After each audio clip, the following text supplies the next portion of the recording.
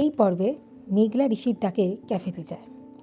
অরিত্র শুধু নিজের মন শান্ত করার জন্য সেখানে যায়।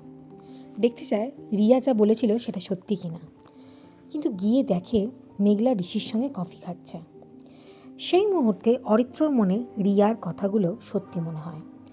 সে মেঘলার সামনে রাগে ফেটে পড়ে, অভিযোগ করে যে মেঘলা তার ভালোবাসার কোনো মান রাখেনি।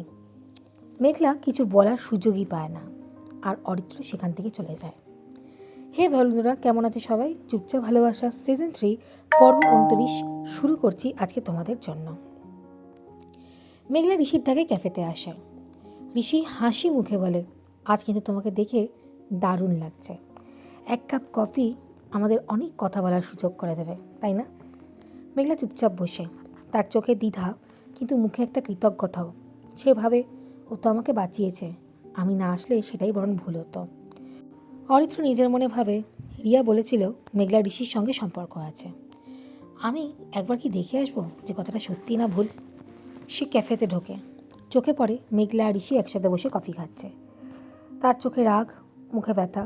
সে ভাবে রিয়া ঠিকই বলেছিল। অরিত্র মেঘলার সামনে দাঁড়ায়, তার কণ্ঠে ভয়ানক রাগ। তুমি আমার ভালোবাসার কোনো মান মর্যাদা রাখোনি, তুমি লুকিয়ে অন্য সম্পর্ক চালাচ্ছ।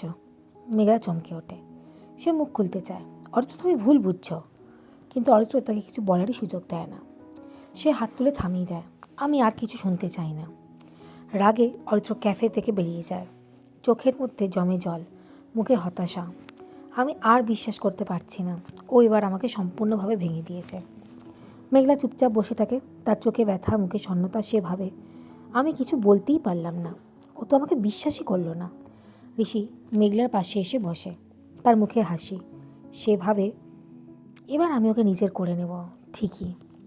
অরিত্র ক্যাফে থেকে যখন দূরে চলে যাচ্ছে চোখে রাগ আর ব্যথা নিয়ে, তখন মনে মনে সে ভেবেই নিয়েছিল যে এবার আমি আর ফিরবো না। ঋষি মেঘলার পাশে বসে মুখে সন্তুষ্টি নিয়ে ভাবে, এই আমার সুযোগ।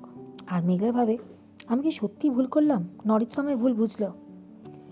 অবিশ্বাস যখন বেড়ে যায় তখন সেটা ভালোবাসাকে ঢেকে দেয়। কেমন লাগছে আজকের পর্ব জানতে ভুলবেন না। কিপ লিসনিং বং এক্সপ্লোরার। আমাদের চ্যানেলটাকে প্লিজ লাইক, কমেন্ট, শেয়ার করে সাবস্ক্রাইব করে রাখবেন। পাশে থাকা বেল আইকনটা প্রেস করে রাখবেন যাতে গল্পের নোটিফিকেশনগুলো সবার আগে আপনাদের কাছে যায়। থ্যাংক ইউ, খুব ভালো থাকবেন।